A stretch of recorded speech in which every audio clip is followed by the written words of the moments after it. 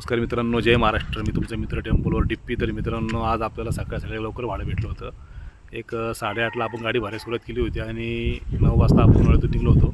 आता आपण पोचलेलो आहे 9:30 वाजता पावना डॅमपाशी दुधुरे गावाजवळ. आणि इथे बघा हे बघण्याचं काम चाललेलं आहे. इथं आपण माल घेऊन आलेलो आहे. खूपच छान असं इकडं निसर्गरम्य ठिकाणी, एकदम भारी व्ह्यू आहे बघा. आणि हा आपण माल आणलेला इकडे मला दाखवतो मी, एक मिनटं. हा आपण माल आणलेला आहे गोणींचा. 30-40 गुन्हे आपण आणल्या होत्या. इथं हा पोरगा एक आहे, गाडी खाली करतोय. आपण त्याला जरा विचारू पुढं राहतो तो काय कसा विषय त्याचा.